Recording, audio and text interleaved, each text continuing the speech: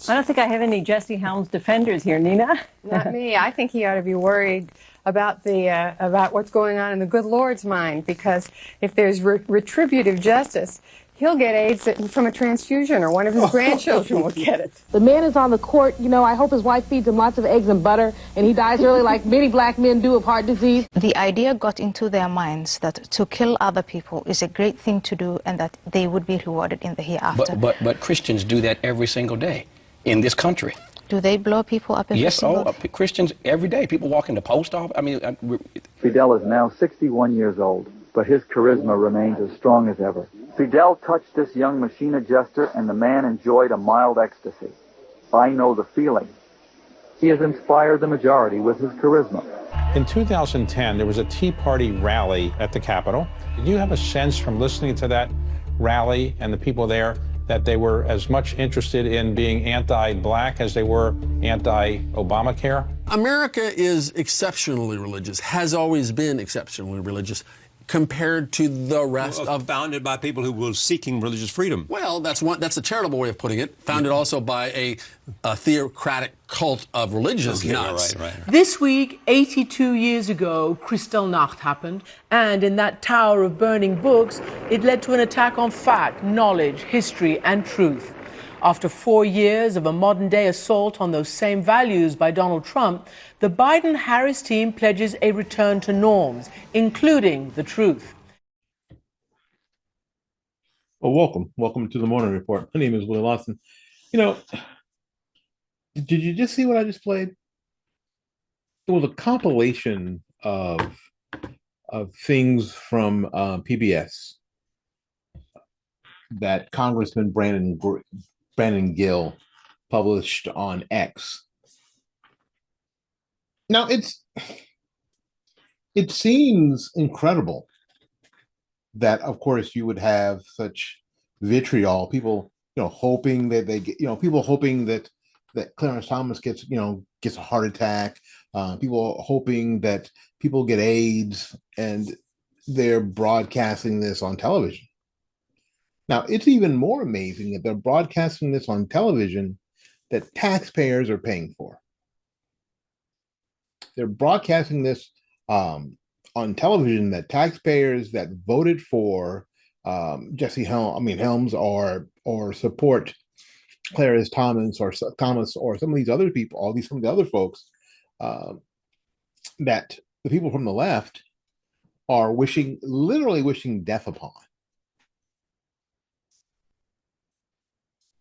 It seems like it shouldn't be that way. It shouldn't be that taxpayers should pay for these media institutions, these media organizations, to pump such hate and vitriol. I don't know how else you say it, because once you start hoping that somebody gets a blood transfusion and gets AIDS, this is not news. This is not like educational. It's not, entertaining. Or this is not Nova. This is not Sesame Street. This is not great performances. It's not that. Now, the Corporation for Public Broadcasting sends money to PBS and others. So what I wanted to do here, because I didn't know, I wanted to get on here and start yelling, defund PBS, just like everybody else. But it really isn't as simple as that. And my camera is dropping. It isn't as simple as that. There is an organization in the federal government called the Center for Public Broadcasting. Now, the Center for Public Broadcasting doesn't produce any programming. They take money that is allotted to them by the Senate, by Congress, and they give it to all these shows, and they give it to your local PBS station. Like here, we had forever, we have Channel 3. That's the PBS station. So if you wanted to see Sesame Street, onto Channel 3, wanted to see the electric company, on Channel 3. If you wanted to see Nova or great performances or any of those iconic programs from PBS, Channel 3. You wanted to see Boston Pops and their 4th of July concert with Arthur Fiedler, PBS, right? Now, and it is a corporation for public broadcasting that sends the money out to these shows. And they also send the money out to these stations, who some of them receive 50% of their funding, half of their funding, from the Center for the Corporation for Public Broadcasting. That way, a kid in eastern Bumble-you-know-where, Iowa, can actually grow up watching Bert and Ernie and Big Bird and Elmo. They can actually catch an episode of Nova or Great Performances or whatever. And it sort of seemed like the left sort of had us over a barrel, because the very same corporation that funds those things, which I think primarily, not entirely, but primarily, people are okay with. Most people are okay with. Most people would be okay if the federal government funded Sesame Street, or even better, the electric company. I mean, the electric company was way too hip for its time, but I'd be perfectly okay if they funded, or at least helped funded, the electric company. I don't think most of us have a problem with some of the programs that I mentioned, like Nova, Great Performances, those kinds of things. But the thing that we showed earlier here, we got a problem with. And it's kind of the poison pill. And the left playbook is this. If you cut the Corporation for Public Broadcasting, it will hurt children. So they framed the Corporation for Public Broadcasting as a direct attack on children education and rural access. But in reality, PBS Kids could likely survive on just private funding and streaming deals. The deeper question is whether federal money should still prop up public media, or if these organizations should fully transition to private and donor-supported models like many other educational and arts institutions. Now, we've been talking about, in our circles, we've been talking about this forever. When I was a kid, some, 50 plus years ago, there really weren't any other options. So if you had a show, if you had Sesame Street, for instance, and Sesame Street survived on donations, it also survived on the Corporation for Public Broadcasting. There was no streaming deals. They weren't showing their episodes on HBO. There was no PBS Kids. There weren't the options. There weren't even many options for just regular people to write a check or send in a donation. There weren't that many options. That's not the case now. That's not the case now. There are tons of options. So maybe there needs to be a transition. Let's do it this way. Let's talk about it this way. Maybe there needs to be a transition, because we're pretty sure that strong programs like Sesame Street, who already has major funding from corporate sponsors, private foundations, and licensing deals. I mean, when you buy Tickle Me Elmo, some of that money goes to the show, right? When you buy a Bert and Ernie doll, right? When you buy an Oscar and it's in his trash can, right?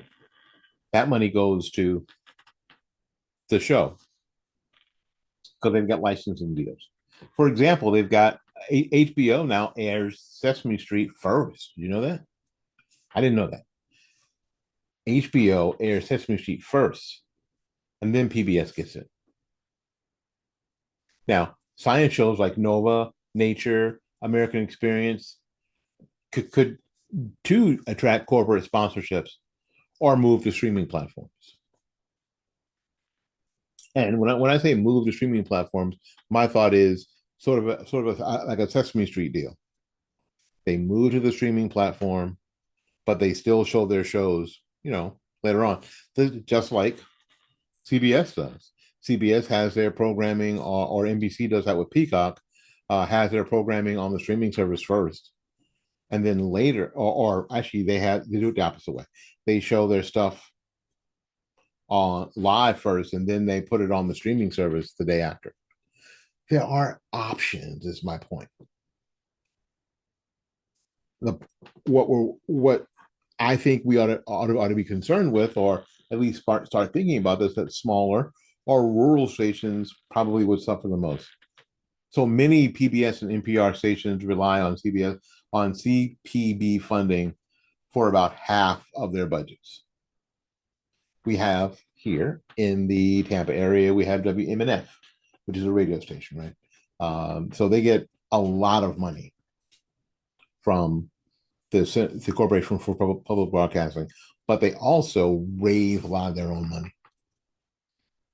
Raise a lot of money. They have members who subscribe. They have people who are on their board. They have the yearly, what everybody refers to, laughingly, their begathon. Each of the shows has to raise so much money. Each of the programs has to raise so much money during that time that they're on the air. It's really a great weeding out process. So if you have a show on a local show on WMNF, and you say, hey, listen, the Willie Lawson jazz show is on at 2 a.m. on Thursday, and they tell me how much money I need to raise, then the listeners of my show need to come up with the money, right? Now, I'm not getting paid, obviously, but there's airtime and there's just stuff to run a radio station, right? That costs money. So I get a quota. I get an amount of money that my listeners have to raise. Now, if my listeners don't raise that money, there's two things that have happened. Either I don't have enough listeners, and if I don't have enough listeners, maybe I shouldn't be on, or my listeners are simply not that dedicated, or I'm not doing a good enough job to get them to do it. Any of those three scenarios says that maybe I should be weeded out and something else to put on in my space. Or maybe you can just turn the whole thing down and save a bunch of money during that time, and maybe you shouldn't have a jazz show at 3 a.m. on a Thursday. Maybe. So that may be an option for some of these smaller, more rural stations that do what WMNF does here in Tampa. Frankly, a lot of stations will either close down or drastically cut their programming.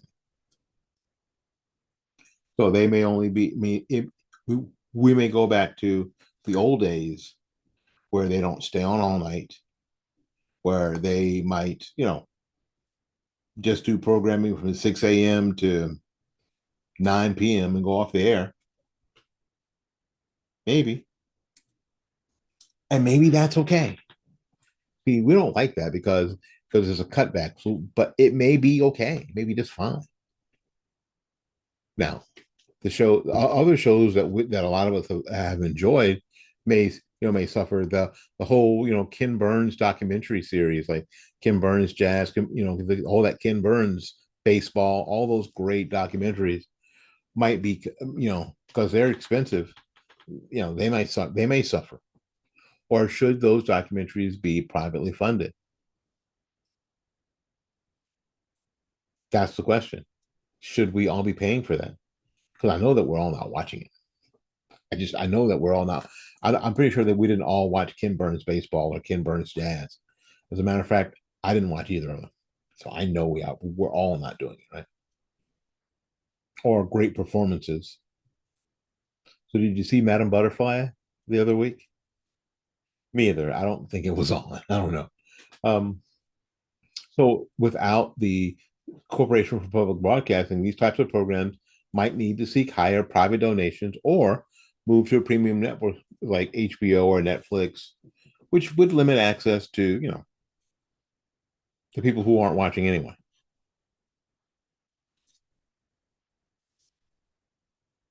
So that's the deal. The left likes to do this. They love to say, again, that if you cut the CPV, it's going to hurt kids. We just had that conversation. Not really, because PBS Kids could probably survive on its own, and the big shows like Sesame Street and Nova and American Experience would probably survive on their own. Sesame Street is already doing that. Yeah. Maybe. And please write down in the comments what you think about this, please. Maybe we could, instead of shutting the faucet off all at once and bricking up the spigot, maybe we can start closing the faucet a little at a time. Maybe decreasing the amount of money going to the Corporation for Public Broadcasting, maybe, I don't know, 12.5% every year until the amount is zero. That gives all these shows time to come up with other ways of fundraising. We've all seen the fundraisers on our local PBS stations. Here on channel 3, it's they always try to sell some old records or old shows or whatever, so you could listen to or see Bobby Darin's or those CDs or whatever. CDs. Yeah. I don't have a CD player. As a matter of fact, my computer here that you can't see. Can you see it? No, you can't see my computer. My computer's right here. Doesn't have a CD player. But if you subscribe and you join the Channel 3 family, they'll give you a gift like that, right? So maybe there'll be more of that. So this hopping up and down about we need to shut off public broadcasting or PBS. It's a little bit more complicated than that. And if we do it, how should we do it? How? Write your comments down in the comment section.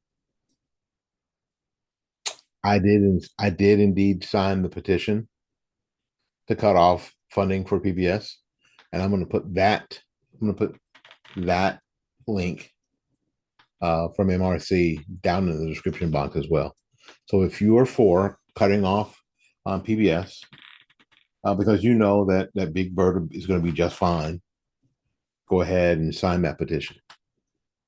All right, we got to get out of here and make room for somebody else. So until we see you again, go out there and learn something, love somebody, and for goodness sakes, and I mean it from the bottom of my heart, take care of yourself. We will see you when we see you. Bye now. Welcome to The Morning Report, a production of fightbackmedia.com, the #1 source of urban conservative information in America.